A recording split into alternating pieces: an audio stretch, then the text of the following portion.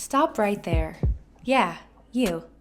If you like all things entertainment, current events, or Hollywood, then look no further. Creator to Creators, hosted by director Meosha Bean of Horror Noir, interviews filmmakers and creatives from around the world. Join in on the fun, guest celebrities, and informative information to have as a creator. Hit subscribe and stay connected to Creator to Creators. Hello, everyone. Welcome to another episode of Creators to Creators today. Today, we have a very special guest. Ralph Jean-Pierre. Welcome. Thank you. Thank you for having me. Of course. So I love, going to the beginning. I always say at the beginning kind of charts our trajectory and like where we're going in life. Look, our little habits, the things that we kind of pick up along the way, kind of follow us as we become adults. Tell me a little bit about your childhood. Like, what was that like? And Oh, kind of how did you find your way into what you're doing now? oh man, kind of interesting, kind of unique. Oh no, maybe not too unique, but yeah, it's kind of special. I'm a immigrant kid. Born in Haiti. My family moved to America when I was three. Oh, And I was raised in a conservative Christian household. I was raised Seventh Adventist, and my dad was a pastor.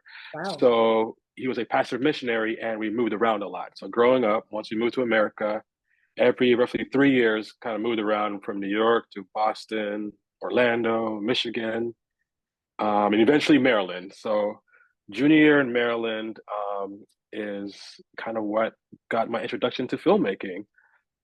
That's when I took an editing class at my high school, Yes. and it introduced me to this world. I never thought I'd be doing this. Really? As an immigrant kid, you can be a doctor or a lawyer, and that's pretty, pretty much the two routes you're going, or a pastor in my family and stuff. But one thing about my parents, they encouraged art so much in our education. Of course, we had to get our straight A's, math, science. I did very well in those, but we started music at an early age where it was piano, around 7, 8, and then I jumped to violin and trumpet.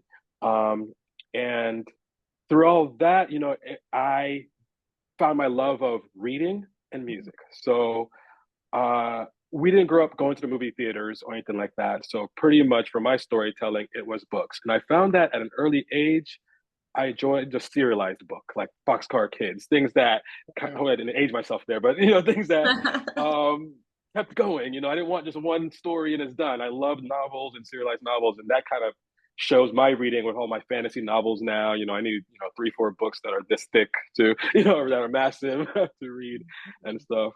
But that introduced my love of storytelling, and my dad's a pastor. He would always tell great stories up on the pulpit. Such great analogies, the way he would mix in real life events with the Bible to what people are dealing with. And with my family, I didn't go to the movie theater until we were 16, I think, Wow. and convinced my parents to like, no, we couldn't go. We went to go see like the Prince of Egypt, something I was like, all right, that could be a good medium, start something to check out. And we did that. And then my second movie was The Matrix, and that blew my mind. Sitting in the theater, seeing that, and I was already very much into computers.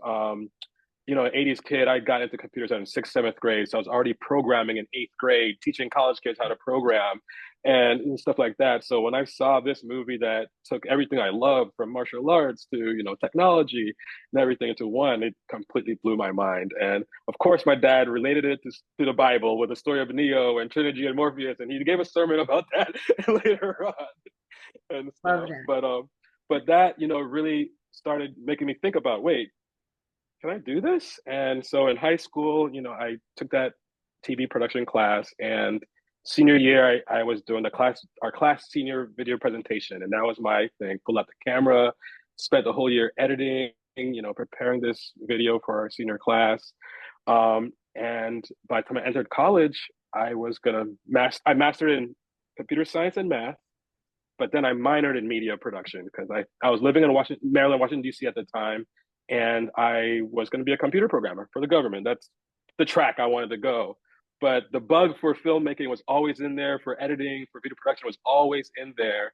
And I think around my third or fourth year in undergrad, I realized I had an internship and I did not like clocking in, clocking out, at the the computer job where I had to, be a technician and all that stuff. But you can find me at the studio for free all night long, transcribing documentaries or doing anything I can inside the studio. And I realized that's really where my love is. And fast forward, years later, after I graduated, traveled around the world, came back, decided I wanted to follow my passion in filmmaking. And in my 20s, I visited LA for about 2 weeks, slept on my buddy's couch, took up as many interviews as I could to see, where I could land, and realized quickly this is a city where you have to know somebody. You can't come in. Yeah, I quickly learned. So, but that was my childhood before I, go into like now and things like that.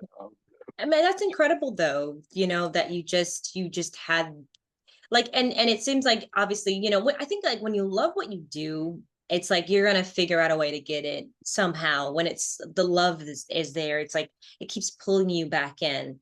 Like you said, you could have been doing, computers, but you're like, no, this film just kept calling your name. And I think, do you feel like it's your purpose, that you found your purpose in life?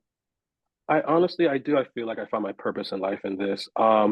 Editing, I found, encompasses so much of my personalities and my talents and things I'm into one. Mhm. Like I said, I'm into music. So at some point I started working at recording studios, interning, learning how to engineer, and having that tool set where Pro Tools, once I got into Avid or sound design or anything, I'm like, oh, all these tools make sense. This is, yeah. My background in computer, I found that I'm very comfortable using, the computer as my tool. I Mhm. wish I had a chance to do film, cut on a moviola at least once, but once I got into this, it was turning into digital. I was one of the first playing around with Final Cut back in the day. But I found, that, and then my, again, love for photography and videography, that all blends into this. And I found that I also find that, obviously editing is the final rewrite in Yeah. any story. And again, this brings my storytelling love, where I can, in computer science, a lot of, and higher level math, I have a major in math as well. It's all about logic. How do I get from A to B, whatever? It's all theory. Mhm. And I found that in my storytelling, where it's about logic. How do I get my audience to track this, and then go to that part of the timeline? How do I get Yeah. them from A to B and stuff? And I found, my logical, artsy brain kind of meshes well with editing, and, how I can use the tool of editing to tell my stories. And I can really say, no, I found my passion. I feel very lucky, very blessed to be able to work in something I fell in love with, in my high school years. Nice. I love that. So tell me a little bit, like, I mean now you're on this amazing show that you're doing called Tokyo Vice. I guess for some listeners who don't really know the premise about the show, tell us a little bit about that and kind of how did that come about? And did you know anything prior to, getting the job about the show? Uh, a little about the show Tokyo Vice. We just wrapped up. Well, second season just finished airing maybe about a month or so ago, Awesome. and it's a show based off a book called Tokyo Vice by this author Jake Adelstein.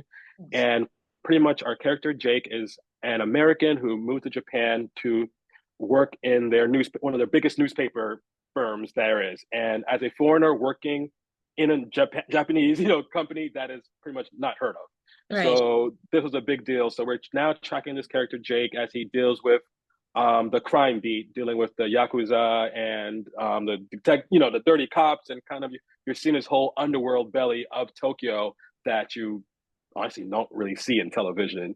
Mm. So you're tracking this beautiful detective crime story, but there's so much levels with the yakuza where you have a deeper look at their characters and their struggles of dealing with this. And we have our hostess girls, where you see that world where a lot of Americans don't know about, that world of Japan, the red light district of Yeah. that whole culture, which I feel this show really brings. Nice. Yeah, and how I got on it was thankfully, through my agent, reached out, said, hey, this show that we're looking at for you, love for you to interview for it.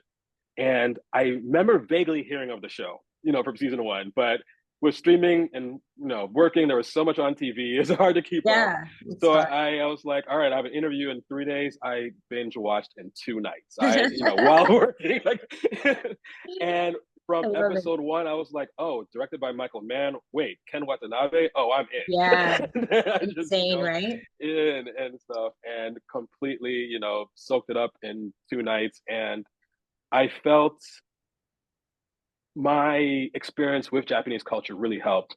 So after undergrad, I went to Japan for a year as a student missionary to teach Oh, English.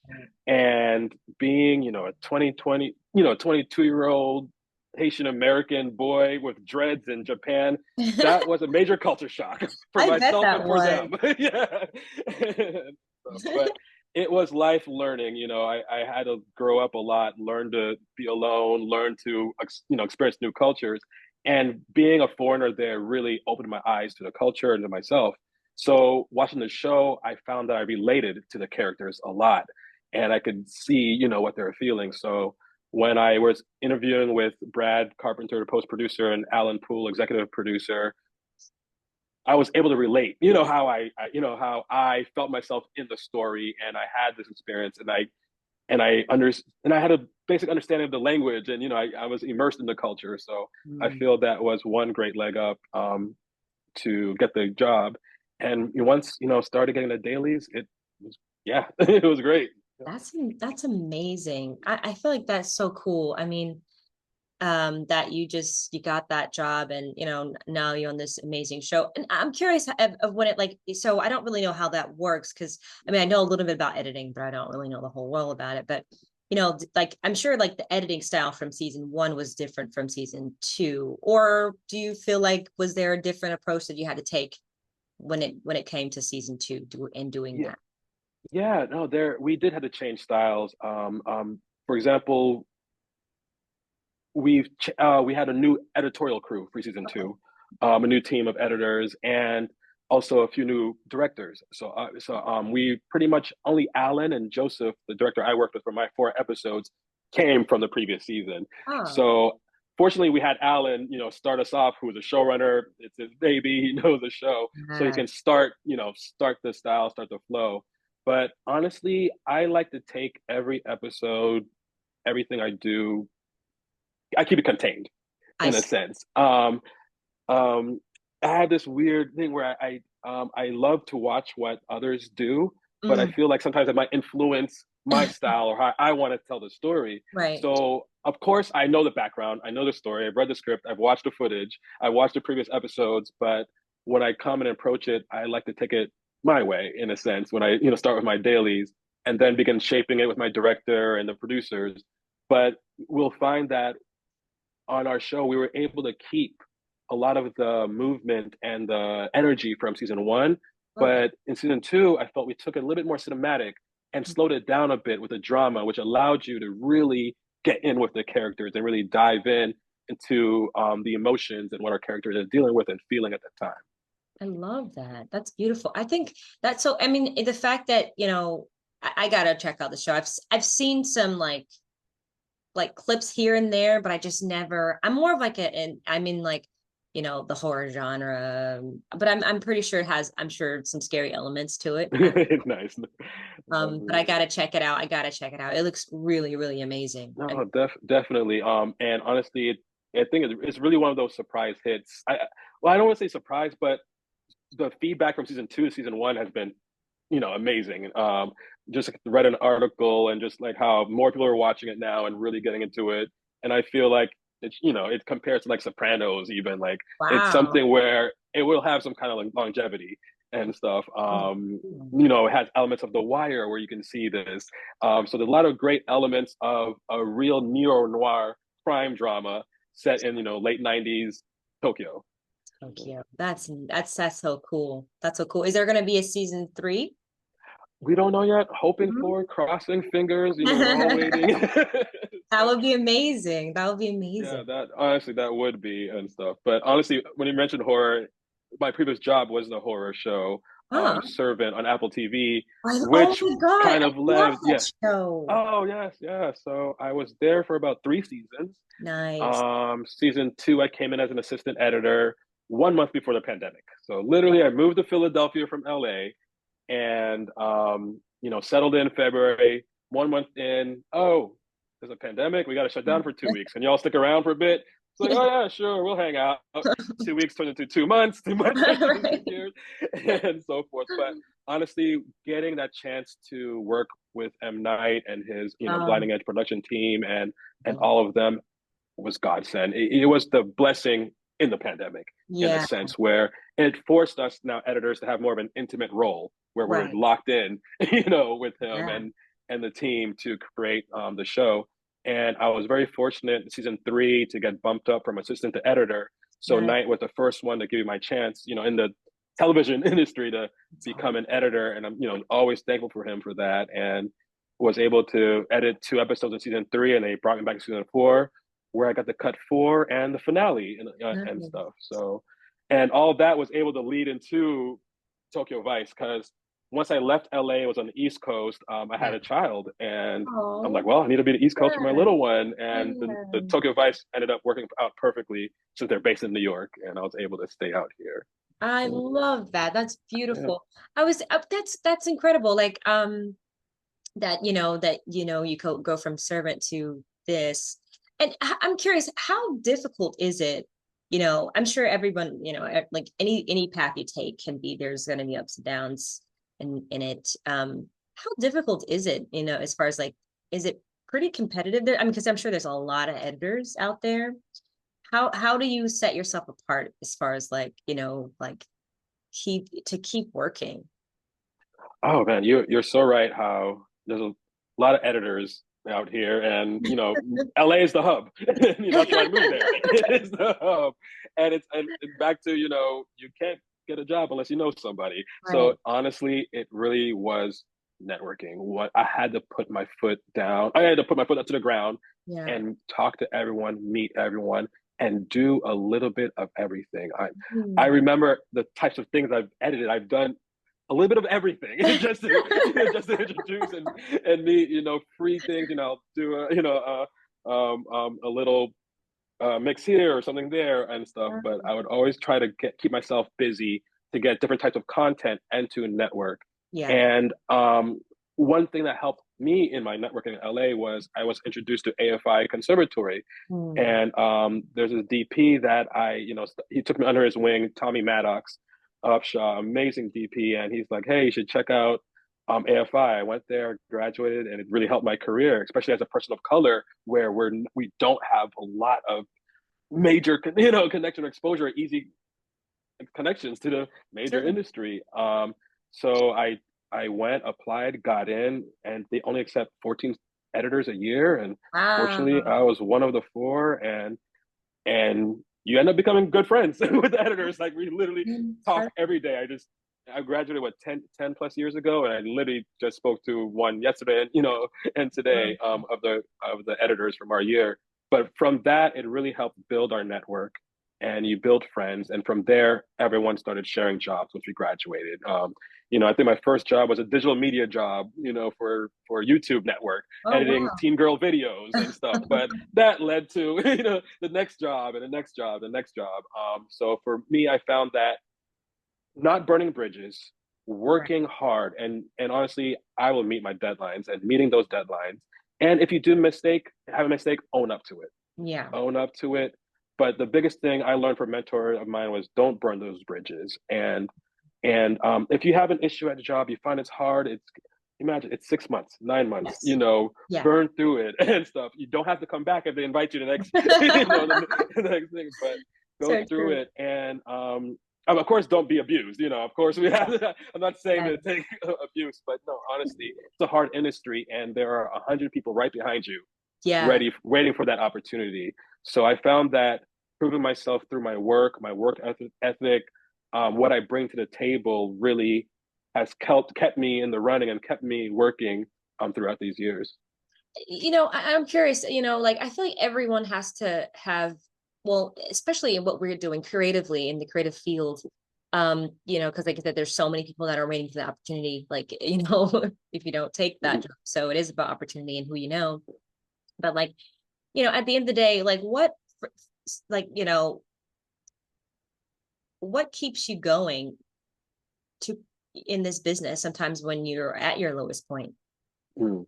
Yeah, and honestly, you're talking about what a lot of us are dealing with now and feeling now. It's like Is it myself, you know, actually I a don't have, therapy session? No, I'm just kidding. I'm kidding. yeah, which is another role as an editor, honestly.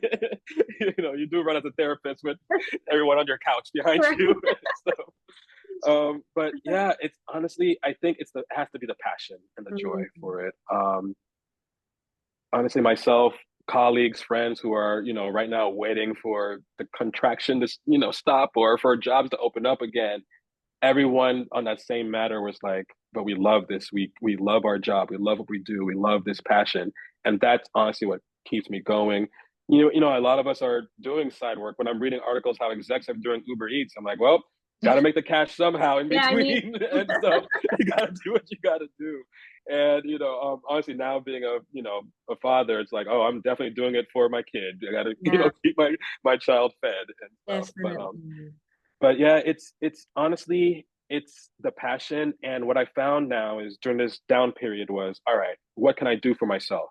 Yeah, So again, I reconnected with friends. Let me work on your side shorts. You have a passion project you want to do. yeah, Let's work on that. If you want to write, this is your time to start writing when it's down. yeah. Start your branding, work on your website, work on your reel.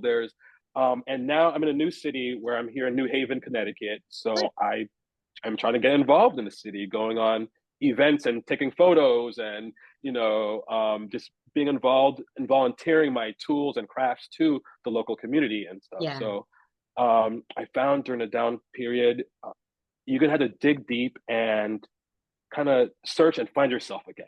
From yeah, therapy, meditation, go on those walks, whatever you need to center yourself. You're going to have to and push through because this industry, like any other industry, goes through its ebbs and flows and its ups and downs. oh yeah. Yeah. So it's honestly just holding on and pushing through it. Love that. I love that. It's great. It's great advice. It's really good to remember. So I like asking this question, and there's no wrong answer, but the three levels of influence: money, power, and respect. And if you could Oh, choose one of those things, which one would you choose and why? oh wow. Oh, money, power, respect. Okay, all right. I feel like philosophical answer is respect. And stuff, yeah, yeah, respect. But respect can be earned. It's something that you Yeah, really I mean, yeah. and stuff. Um, I would have to say power. I'm just go for power. Hmm, Because with power, hopefully you're a decent person. I would say it's me.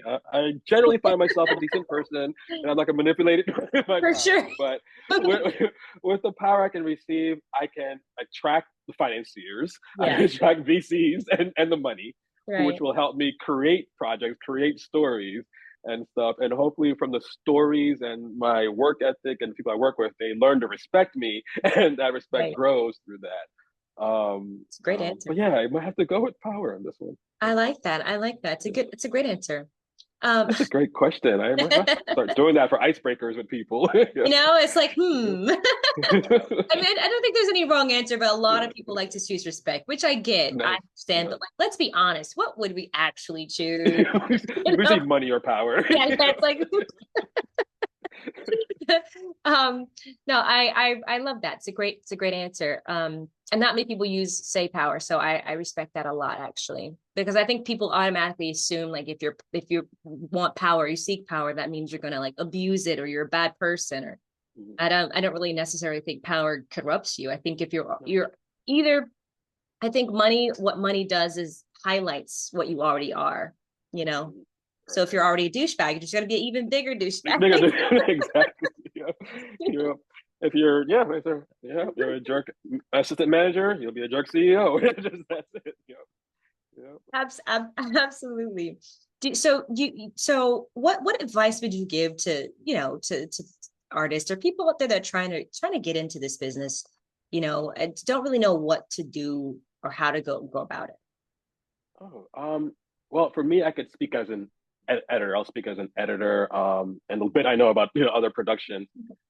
I found that there are many avenues in production, filmmaking, whatnot that you can go. But for me specifically with TV editing, which was my passion, I had to move to LA. I had to move to Hollywood. I lived there for about 13, 14 years before I came back east. But I had to go out there and really show myself. I have a few godsons that are in high school now who are getting into this craft, and I tell them and all their friends, this is the summer, go make movies. Go make movies. You guys have iPhone. There's so much greatness you can do with the iPhone right now So and true. stuff. You have a powerful tool in your pocket. And I really encourage the kids and anyone to go make projects, go experiment and try. You have to keep on trying. And don't be afraid to fail. Don't not. Mhm. I'm a perfectionist. I have all my imposter syndromes and I battle, all of the anxieties and everything with my craft. But I have to push myself. I have to finish the craft, Yeah, finish the story, create a deadline, create deadlines. yeah. Because like art will never finish.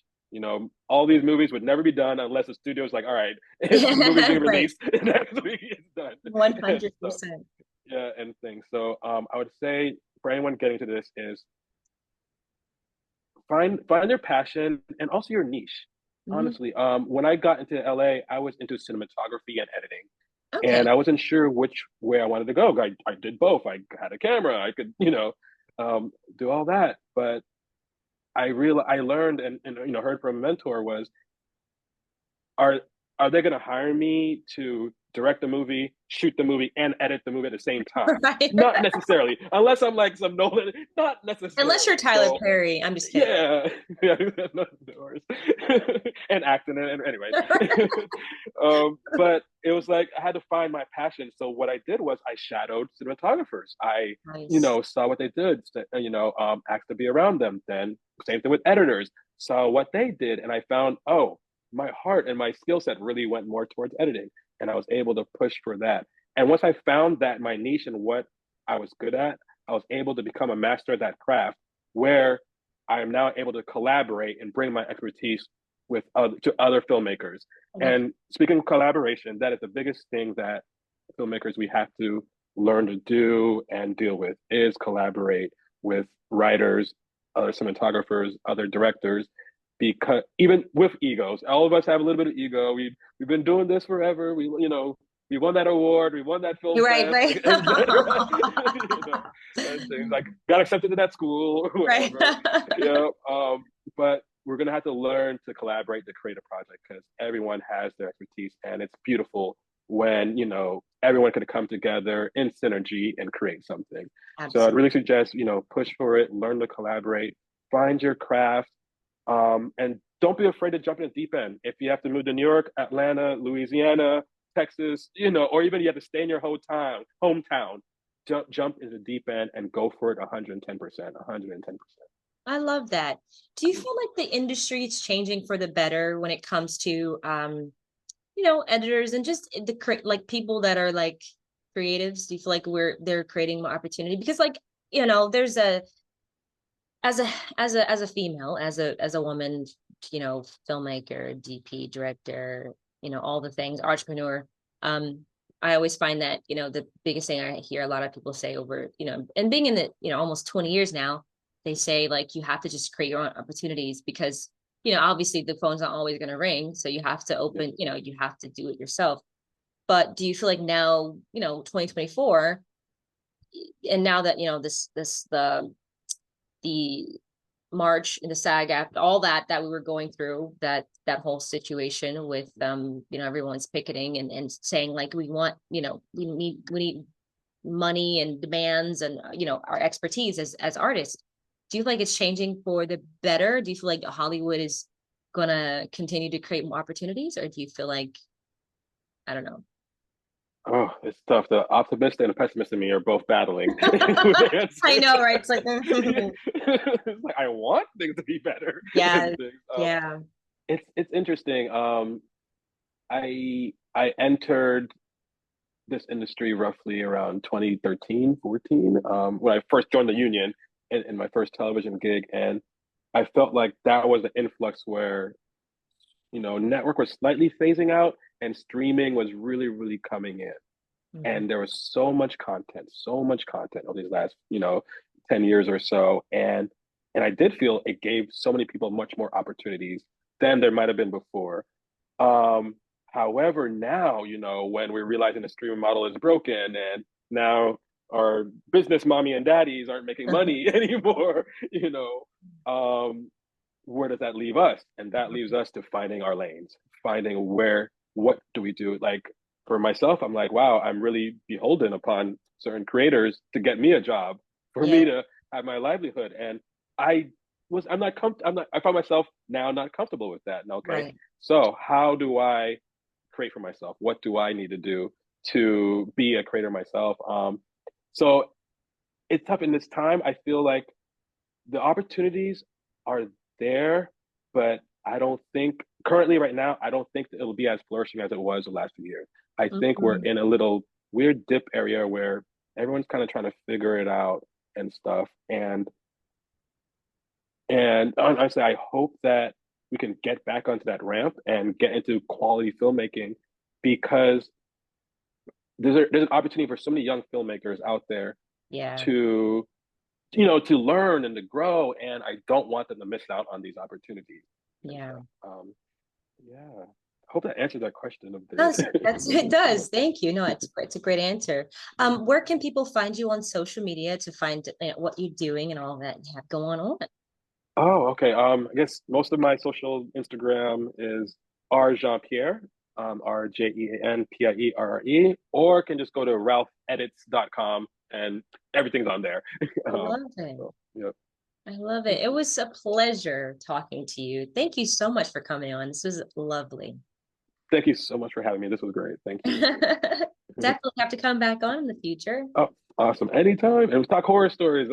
Yeah, I'm so down. So Yeah. down. Honestly, For that gave me sure. my start. Horror films were my first indie features. So that's Oh, love it. Oh, I yeah, can't wait. yeah, I can't wait to hear yeah. that. Cool, Well, cool. thank you again. And thank you all for listening. And always remember to live, love, laugh. We'll see you guys next time. Bye-bye.